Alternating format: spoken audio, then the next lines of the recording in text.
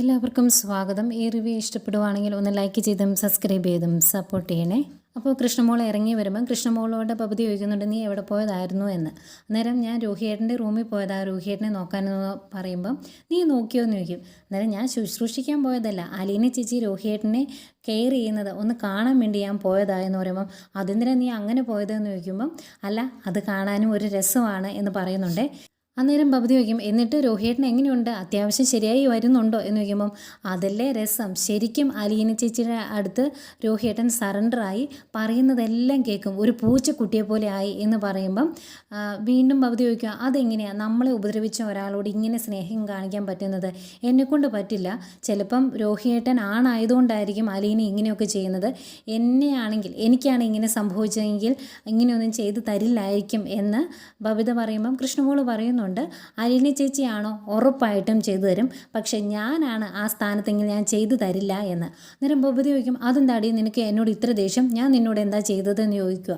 അന്നേരം കൃഷ്ണമോൾ പറയുന്നുണ്ട്, ബബിത ചേച്ചി ശരിയല്ല, ശരിക്കും ഒരുപാട് നെഗറ്റീവ് ചേച്ചിക്കുണ്ട് എന്ന് പറയുമ്പോൾ അതെന്താ നീ അങ്ങനെ പറഞ്ഞതെന്ന് ചോദിക്കും. അന്നേരം കൃഷ്ണമോൾ പറയുവാണ്, ആ മുടിയനുണ്ടല്ലോ, ആ വേട്ടാവളിയൻ, അവൻ നിന്നെ കല്യാണം കഴിച്ചിട്ടുണ്ടെങ്കിൽ 6 മാസത്തിനകം അവൻ ആത്മഹത്യ ചെയ്യും, അത് സത്യമായിരിക്കും എന്ന് പറയുമ്പോൾ അതെന്താ അത്രയ്ക്ക് ഞാൻ നെഗറ്റീവ് ആണോ എന്ന് ചോദിക്കുമ്പോൾ പിന്നെ അല്ലാണ്ട് ശരിക്കും ബബുദേച്ചി മൊത്തത്തിൽ ഒരു നെഗറ്റീവാണ്, അഗ്രസീവാണ്, ടോക്സിക് ആണ് എന്നൊക്കെ പറഞ്ഞിട്ട് കൃഷ്ണമോൾ അങ്ങ് പോകുന്നേക്കും ഈ ഞാനോ എന്നിങ്ങനെ മനസ്സിലിങ്ങനെ പറഞ്ഞിട്ട് ഇങ്ങനെ വിഷമിച്ച് ഇങ്ങനെ നിൽക്കുവാണ് ബബിത. പിന്നെ കാണിക്കുന്നത് കൃഷ്ണമോളെയാണ്. കൃഷ്ണമോൾ ഡൈനിങ് ടേബിളിൻ്റെ അവിടെ ഫോണൊക്കെ നോക്കിയിരിക്കുവാണ്. അന്നേരം അങ്ങോട്ടേക്ക് അലീന വരും. എന്നിട്ട് ഫോണൊക്കെ മാറ്റി വെച്ച് ഈ ഫുഡൊന്ന് കഴിച്ച് ബ്രേക്ക്ഫാസ്റ്റ് കഴിക്കണ്ടേ എന്നൊക്കെ ചോദിക്കുമ്പോൾ ഞാൻ എന്തെങ്കിലും സഹായിക്കണോ എന്ന് ചോദിക്കുവാണ് കൃഷ്ണമോൾ. അന്നേരം ഒന്നും സഹായിക്കണ്ട, ഇതൊക്കെ ഒന്ന് കഴിച്ച് തീർത്താൽ മതി എന്ന് പറയും. അന്നേരം അലീന ഇതെല്ലാം ഇങ്ങനെ വിളമ്പി വയ്ക്കുന്ന ഇങ്ങനെ നോക്കി നിൽക്കുവാണ് കൃഷ്ണമോൾ. അന്നേരം പെട്ടെന്ന് ഇങ്ങനെ നോക്കിയിട്ട് നീ എന്താ എന്നെ ഇങ്ങനെ നോക്കുന്നത് എന്ന് ചോദിക്കുമ്പോൾ എനിക്ക് പ്രേമമാ എന്ന് പറയും. അന്നേരം അതെ, അയ്യോടി നീ എന്താ അങ്ങനെ പറഞ്ഞത് എന്ന് ചോദിക്കുമ്പം കൃഷ്ണമോൾ പറയുവാണ്, എനിക്ക് ശരിക്കും അലീന ചേച്ചി സ്വന്തമായിട്ട് വേണം, എനിക്ക് ഇഷ്ടമുള്ളപ്പോഴൊക്കെ ഞെക്കണം, കടിക്കണം, മാന്തണം, അങ്ങനെയൊക്കെ എനിക്ക് ചെയ്യണം എന്ന് പറയുമ്പോൾ ഇതിന് ചികിത്സയുണ്ട്, അച്ഛനോട് പറഞ്ഞിട്ടുണ്ടെങ്കിൽ പെട്ടെന്ന് നമുക്ക് ചികിത്സിക്കാൻ പറ്റുമെന്ന് പറയുമ്പോൾ ചുമ്മാ കളിയാക്കല്ലേ എന്ന് പറഞ്ഞാൽ ഇങ്ങനെ മുഖം വീർപ്പിക്കുക കൃഷ്ണമോൾ.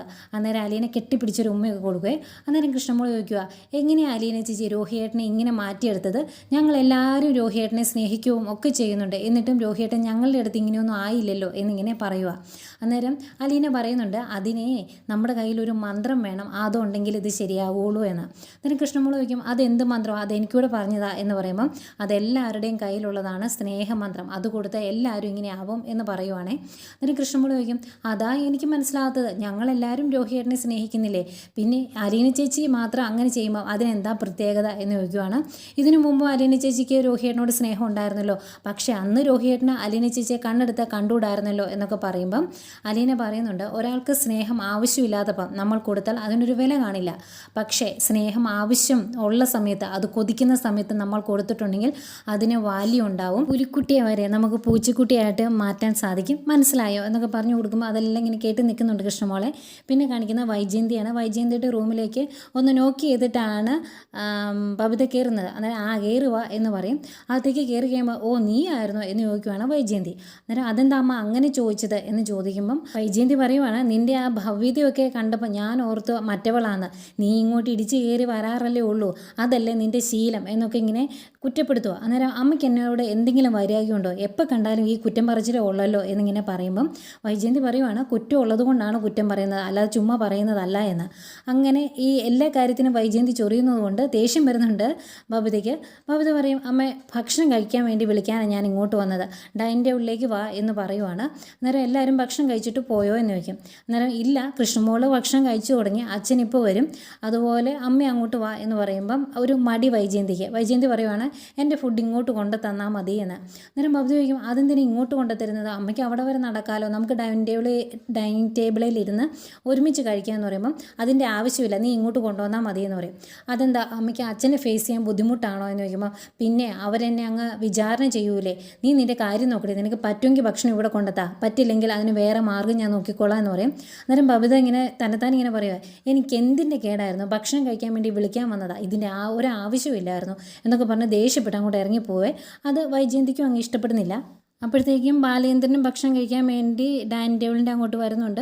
ഭക്ഷണം കഴിക്കാൻ ഇരുന്നിട്ട് ബബിതി എന്ത് എന്ന് ചോദിക്കുമ്പം മേഡത്തിനെ വിളിക്കാൻ വേണ്ടി പോയതാണ് എന്ന് പറയും. അപ്പം ബാലേന്ദ്രൻ ചോദിക്കുന്നുണ്ട്, കൈതിക്കൽ മാളിക വീട്ടിലെ കുഞ്ഞിരാമമേനോൻ്റെ മകൾ വൈജയന്തി ഇവിടെ വന്ന് ഈ ഡൈനിങ് ടേബിളിൽ ഇരുന്ന് ഇവിടുത്തെ ഭക്ഷണമൊക്കെ കഴിക്കുമോ എന്ന് ചോദിക്കുവാണ്. അന്നേരം അച്ഛ എന്ന് പറഞ്ഞ് അലീന അതിനെ തടയുന്നുണ്ട്. അന്നേരം ഞാൻ വെറുതെ പറഞ്ഞതേ ഉള്ളൂ എന്ന് പറയുന്നു. അത് കഴിയുമ്പം അലീനയും കൃഷ്ണമോളും കൂടി ബബിത കോളേജിൽ പോകുന്ന കാര്യം സംസാരിക്കുന്നുണ്ട്. ബബിതയ്ക്ക് ഇപ്പം എക്സാം ആകാറായി എന്ന് ഏതോ ഒരു കൂട്ടുകാരി ബസ്സിൽ വെച്ച് കണ്ടപ്പം കൃഷ്ണമോളോട് പറഞ്ഞു, ബബിതയുടെ കൂട്ടുകാരി ആ കാര്യമൊക്കെ പറയുന്നുണ്ട്. അതുകൊണ്ട് കാര്യമായിട്ട് ബബിതയോട് ബാലേന്ദ്രൻ സംസാരിക്കണം, അവളെ എങ്ങനെയെങ്കിലും കോളേജിലേക്ക് പറഞ്ഞു വിടണമെന്നൊക്കെ അലീന പറയുന്നു. അന്നേരം ബാലേന്ദ്രൻ പറയുന്നുണ്ട്, ഞാൻ ഇതിനു മുമ്പ് അവളോട് സംസാരിച്ചതാണ്, അവൾക്ക് മടിയായതുകൊണ്ടല്ലേ എന്ന് ചോദിക്കുമ്പം അത് ശരിക്കും ഒരു എക്സ്ക്യൂസ് പറയുന്നതാണ്. അച്ഛൻ അതൊന്നും അംഗീകരിച്ച് കൊടുക്കരുത്, എങ്ങനെയെങ്കിലും ബബിതയെ കോളേജിലേക്ക് പറഞ്ഞു വിടണമെന്ന് കൃഷ്ണമോളും പറയുന്നുണ്ട്. അത് കഴിഞ്ഞ് കൃഷ്ണമോൾ ഭക്ഷണം കഴിച്ചങ്ങ് എഴുന്നേക്കും. അപ്പോഴത്തേക്കുമാണ് അവിടുന്ന് റൂമിൽ നിന്ന് തുള്ളിച്ചാടി ബബിതി അങ്ങ് വരുന്ന വരവിൽ കൃഷ്ണമോളെ കയറി തട്ടും. അന്നേരം നിനക്ക് കണ്ണ് കണ്ടുകൂടേടി എന്നൊക്കെ ചോദിച്ച് ദേഷ്യപ്പെട്ടാണ് ഡൈനിങ് ടേബിളിനെ അങ്ങോട്ട് ഇരിക്കുന്നത്. അന്നേരം എന്തിയെ നിൻ്റെ അമ്മ എന്തിയെ ഇങ്ങോട്ട് വരുന്നില്ലേ എന്ന് ചോദിക്കുവാണ് ബാലേന്ദ്രൻ. അന്നേരം അമ്മയ്ക്ക് ഫുഡ് അങ്ങോട്ട് എടുത്തുകൊണ്ട് കൊടുത്താൽ മതി എന്ന് പറഞ്ഞു എന്ന് ബബിത പറയും. അന്നേരം ബാലേന്ദ്രൻ ചോദിക്കുന്നുണ്ട്, അതെന്തിനാ ഭക്ഷണം അങ്ങോട്ട് എടുത്തുകൊണ്ട് കൊടുക്കുന്നത്, അവളുടെ കാലിന് ഇപ്പോൾ അത്യാവശ്യം നടക്കാനൊക്കെ പറ്റുമല്ലോ, ഇവിടെ വന്ന് ഭക്ഷണം കഴിക്കാൻ മേലെ എന്ന് ചോദിക്കുവാണ്. അന്നേരം അലീന പറയും, അതൊന്നും കാര്യമാക്കണ്ട, പ്രശ്നമാക്കണ്ട, ഫുഡ് അവിടെ കൊണ്ട് കൊടുക്കാം, ചിലപ്പം കാലിന് വേദന കാണും, അതുകൊണ്ടായിരിക്കും എന്ന് പറയുമ്പോൾ ആയിക്കോട്ടെ എന്നിങ്ങനെ പറയുന്നുണ്ട് ഒരു പുച്ഛത്തോടെ ബാലേന്ദ്രൻ. കാരണം ബാലേന്ദ്രനും മനസ്സിലാകുന്നുണ്ട്, അതുകൊണ്ട് തന്നെ. അത് കഴിഞ്ഞ് ബാലേന്ദ്രൻ ഭക്ഷണം കഴിച്ച് എഴുന്നേൽക്കുന്നു. എന്നിട്ട് പോകാൻ തുടങ്ങുവാണ് കൈയൊക്കെ കഴുകി.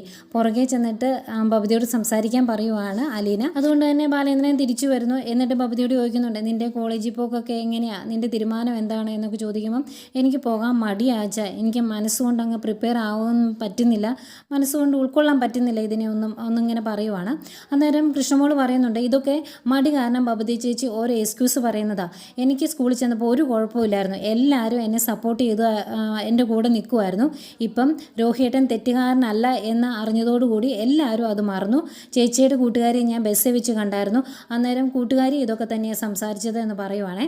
അതുപോലെ എക്സാം ആകാറായി, എക്സാം എഴുതിയില്ലെങ്കിൽ ഒരു വർഷം വെറുതെ പോകും, അത് കളയണ്ട, ജീവിതത്തിൽ വിദ്യാഭ്യാസം കൊണ്ട് നേടിയെടുക്കാൻ പറ്റുന്ന പല കാര്യങ്ങളുമുണ്ട്, അത് ആ വഴിയിലൂടെ മാത്രമേ പറ്റുള്ളൂ. നിൻ്റെ അമ്മയുടെ അഭിമാനവും അഹങ്കാരവും അവളുടെ വിദ്യാഭ്യാസമാണ്, അത് നീ മറക്കണ്ട. അതുകൊണ്ട് സ്വന്തം ജീവിതമാണ്, ആ ജീവിതം എങ്ങനെ വേണം, നശിപ്പിച്ച് കളയണോ മുന്നോട്ട് നല്ല രീതിയിൽ ജീവിക്കണോ എന്ന് നീ തന്നെ തീരുമാനിക്കുക എന്നൊക്കെ പറഞ്ഞ് ബാലേന്ദ്രൻ കുറച്ച് കാര്യങ്ങൾ പറഞ്ഞിട്ടങ്ങ് പോയി കഴിയുമ്പം കൃഷ്ണമോൾ ബബിതയോട്, ചേച്ചി പരീക്ഷ എഴുതാതിരുന്നുകൊണ്ട് ഒരു വർഷം പോകും എന്ന് പറഞ്ഞ് പറയാൻ തുടങ്ങുമ്പം നീ നിൻ്റെ കാര്യം നോക്കുക, എന്നെ പഠിപ്പിക്കാൻ വരണ്ട എന്ന് പറയുന്നു. കൃഷ്ണമോൾ അങ്ങ് പോകും. ഇനി അലീന പറഞ്ഞാൽ ഇഷ്ടപ്പെട്ടില്ലെങ്കിലോ എന്ന് കരുതി അലീനയും കുറച്ച് നേരം നോക്കി ഇങ്ങനെ നിന്നിട്ട് അലീന അങ്ങ് പോവുകയാണ്. കുറച്ച് നേരം ഇങ്ങനെ ആലോചിച്ചിരിക്കുന്നുണ്ട് ബബിത. പിന്നെയും കാണിക്കുന്ന വൈജയന്തിയാണ്. വൈജയന്തിയെ ഗംഗാധരൻ വിളിക്കുന്നു. എന്നിട്ട് ഇവിടുത്തെ വിശേഷങ്ങളൊക്കെ ചോദിക്കുമ്പം വൈജയന്തി പറയുന്നുണ്ട്, എന്നെ ഇവിടെ കൊണ്ട് തട്ടിയിട്ട് പോയതല്ലേ എൻ്റെ ആങ്ങളമാർ, ഞാൻ ഈ റൂമിൽ തന്നെ ഉണ്ട്, വേറൊരു കാര്യത്തിൽ ഇടപെടുന്നില്ല എന്നൊക്കെ പറയുമ്പം അതെന്താ അങ്ങനെ ഇടപെടാത്തത്, നിൻ്റെ കുടുംബമല്ലേ അത് എന്ന് ചോദിക്കും. അന്നേരം വൈജയന്തി പറയുന്നുണ്ട്, ഇത് എൻ്റെ കുടുംബമല്ല, അലീനയുടെ കുടുംബമാണ്, ഈ കുടുംബത്തിലെ എല്ലാ കാര്യങ്ങളും ബാലേന്ദ്രൻ ഏൽപ്പിച്ചേക്കുന്നത് അലീനയാണ്, അവൾ ഭരിച്ചു മുടിക്കട്ടെ എന്ന് പറയുക.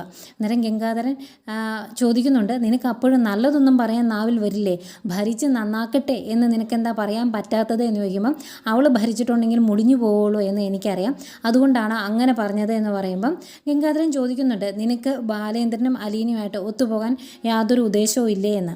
അന്നേരം വൈജയന്തി പറയുവാണ്, ബാലേന്ദ്രനുമായിട്ട് ഒത്തുപോകാൻ ഞാൻ തയ്യാറാണ്, എന്ത് വേണമെങ്കിലും ഞാൻ ക്ഷമിക്കാനും സഹിക്കാനും തയ്യാറാണ്, പക്ഷെ മറ്റവളെ ഒരു തരത്തിലും ഉൾക്കൊള്ളാൻ ഞാൻ തയ്യാറല്ല, അവളെ കൊല്ലാൻ എന്തെങ്കിലും മാർഗം കിട്ടുവാണെങ്കിൽ ഞാൻ അവളെ കൊല്ലും എന്ന് പറയുമ്പം ഗംഗാധരൻ പറയുന്നുണ്ട്, നീ ഒരിക്കലും നന്നാവത്തില്ല എന്ന്. അന്നേരം എനിക്ക് എൻ്റേതായ ശരികളുണ്ട് എന്ന് പറയുമ്പം ഗംഗാധരൻ പറയുന്നുണ്ട്, നീ ജീവിതത്തിൽ എന്തെങ്കിലും ഒരു ശരി ചെയ്തിട്ടുണ്ടോ, നീ ചെയ്യുന്നതിനെല്ലാം നീ ശരിയാണ് എന്ന് പറഞ്ഞങ്ങ് ടിക്കിട്ട് വെക്കുവാണ്. പക്ഷെ ആ ശരിയെ മൊത്തം പുറമേ ഉള്ളവർ മറുവിട്ട് വെട്ടി തെറ്റാക്കും എന്നൊക്കെ പറയുമ്പോഴേക്കും ദേഷ്യം വരും വൈജയന്തിക്ക്. അത് കഴിഞ്ഞ് അതൊക്കെ പോട്ടെ, നിൻ്റെ മോൻ്റെ അവസ്ഥ എന്തായെന്ന് ചോദിക്കുമ്പം അവന് ഇല്ലാതെ ഇരുന്ന ഒരു സമയത്ത് ഞാൻ പോയി കണ്ടായിരുന്നു, ഇനിയിപ്പം അവനെ ഇവിടെ ഇറങ്ങി വന്ന് എന്നെ കാണട്ടെ, എനിക്ക് മുകളിലോട്ട് കയറി പോകാൻ പറ്റത്തില്ല, കാലിന് വേദനയായെന്ന് പറയും. അന്നേരം അങ്ങനെയാണോ വേണ്ടത്, നീ വേണ്ടേ അവന് ആത്മധൈര്യം കൊടുക്കാൻ എന്ന് ചോദിക്കുമ്പം പറയാനുള്ളതൊക്കെ അവനോട് ഞാൻ പറഞ്ഞിട്ടുണ്ട് എന്ന് പറയും. എന്നിട്ട് വീണ്ടും ഗംഗാധരൻ അങ്ങ് ഉപദേശിക്കുന്നതേക്കും ദേഷ്യം വന്നിട്ട് എനിക്ക് കൂടുതൽ സംസാരിക്കാനൊന്നുമില്ല എന്ന് പറഞ്ഞിട്ട് ഫോൺ വയ്ക്കുക കേട്ടോ വൈജയന്തി. ഗംഗാധരനും ദേഷ്യം വരുന്നുണ്ട്. പിന്നെ കാണിക്കുന്നത് ശിവനെയാണ്. ശിവൻ പത്രമൊക്കെ വായിച്ചിരിക്കുന്നതേക്കും 2 കപ്പ് ചായ ഒക്കെ ആയിട്ട് അങ്ങോട്ട് ചെല്ലുവാണ് കമല. എന്നിട്ട് ചായ കൊടുക്കും. ഈ സമയത്ത് ഒരു ചായ കൂടി ഇല്ലാത്തതാണ് ശിവന്. അതുകൊണ്ട് തന്നെ ശിവന് ചെറിയൊരു അത്ഭുതമൊക്കെ ഉണ്ട്. അത് കഴിഞ്ഞ് ഗംഗാധരൻ എന്ത് ചെയ്യുന്നു ചോദിക്കുമ്പം ഗംഗേട്ടൻ എന്ത് ചെയ്യുന്നു ചോദിക്കുമ്പം റൂമിൽ കാണുമെന്ന് പറയും. അയ്യോ അപ്പോൾ ഈ ചായ എങ്ങനെ കൊടുക്കും എന്ന് ചോദിക്കുവാണ് കമല. അന്നേരം ഡൈനിങ് ടേബിളിൽ ഇരുന്ന് വെച്ചാൽ മതി, ഗംഗേട്ടൻ ഇറങ്ങി വരുമ്പോൾ കുടിച്ചോളൂ എന്ന് പറയും. അന്നേരമാണ് കമലയുടെ ആവശ്യം കമല അങ്ങ് പറയുന്നത്. അതെ, എനിക്കൊരു കാര്യം പറയാനുണ്ടായിരുന്നു, എങ്ങനെയെങ്കിലും ഗംഗേട്ടനോട് നമ്മുടെ ഹരിയുടെ കാര്യം പറഞ്ഞ് ഹരിയെ കൂടി ഒന്ന് രക്ഷപ്പെടുത്താവോ എന്ന് ചോദിക്കുക.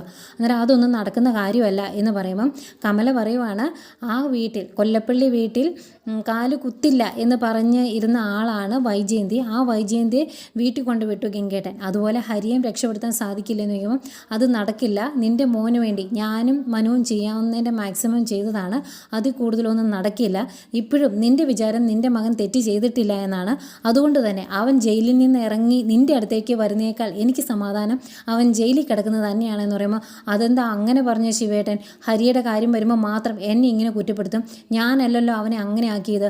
ഇനിയിപ്പം നിങ്ങൾക്ക് ഗംഗേട്ടനോട് പറയാൻ പറ്റില്ല എങ്കിൽ മനുവിനോടൊന്ന് പറയാവോ, അലീനയോട് സംസാരിക്കാൻ. അലീന വിചാരിച്ചാൽ എങ്ങനെയെങ്കിലും ഹരിയെ രക്ഷിക്കാൻ പറ്റില്ലേ, രോഹിത്തിനെ രക്ഷിച്ച പോലെ അവനെ എങ്ങനെയെങ്കിലും രക്ഷിക്കാൻ നിങ്ങളൊന്ന് പറ എന്ന് പറഞ്ഞ് കുറേ നിർബന്ധിക്കും. സൗര്യം കിട്ടട്ടെ എന്ന് പറഞ്ഞ് ശിവൻ പറയും ഞാൻ സംസാരിക്കാമെന്ന്. അന്നേരം ഭയങ്കര സന്തോഷത്തോടെ കമല അകത്തേക്ക് പോകുന്നുണ്ട്. ഇത് നടക്കില്ല എന്ന് ശിവന് തന്നെ അറിയാം. അതുകൊണ്ട് ശിവൻ ചുമ്മാ ഇങ്ങനെ നോക്കി നിൽക്കുന്നുണ്ട്, സൗര്യം കിട്ടാൻ വേണ്ടി പറഞ്ഞു വിട്ടാന്ന് തോന്നുന്നു. അത്രയും കാണിച്ചുകൊണ്ടാണ് ഇന്നത്തെ കഥ അവസാനിക്കുന്നത്. അത് കഴിഞ്ഞ് നാളെ മനുവിനോട് പറയുന്നതായിട്ട് കാണിക്കുന്നുണ്ട്. പക്ഷേ മനു നിശ്ചിതമായിട്ട് അതിനെ എതിർക്കുന്നുണ്ട്, നടക്കത്തില്ല. അലീന ആർക്ക് വേണ്ടിയും ഇതുവരെ റെക്കമെൻഡ് ചെയ്തിട്ടില്ല, അതുകൊണ്ട് തന്നെ ഹരിക്ക് വേണ്ടിയും അവൾ റെക്കമെൻഡ് ചെയ്യത്തില്ല. ഏതായാലും അമ്മയുടെ മോന് ശിക്ഷ കിട്ടുമ്പം അത് കുറഞ്ഞു പോവോ എന്നുള്ള കാര്യത്തിൽ എനിക്ക് സംശയമുള്ളൂ. അത്രത്തോളം അവൻ കാണിച്ചു വെച്ചിട്ടുണ്ട് എന്ന് പറഞ്ഞിട്ടാണ് മനു അവിടുന്ന് പോരുന്നത്. പിന്നെ ബബിതയോട് പോയി സംസാരിക്കുന്ന അലീനയെ കാണിക്കുന്നുണ്ട്. അലീനെ കുറച്ച് സംസാരിച്ച് കഴിയുമ്പം കോളേജിൽ പോകാൻ വേണ്ടി ബബിത സമ്മതിക്കുന്നു. ഭയങ്കര സന്തോഷത്തോടെ ആ വാർത്ത അലീന ബാലേന്ദ്രനെ അറിയിക്കുന്നുണ്ട്. അന്നേരം ബാലേന്ദ്രൻ ചോദിക്കുന്നുണ്ട്, നീ നിർബന്ധിച്ചതുകൊണ്ട് അവൾ സമ്മതിച്ചതാണോ എന്ന്. അല്ല എന്നും പറയുന്നു. അങ്ങനെ കുറേ നല്ല കാര്യങ്ങൾ നാളെ നടക്കാനുണ്ട്. ഏതായാലും ഇതൊക്കെയായിരുന്നു ഇന്നത്തെ കഥ.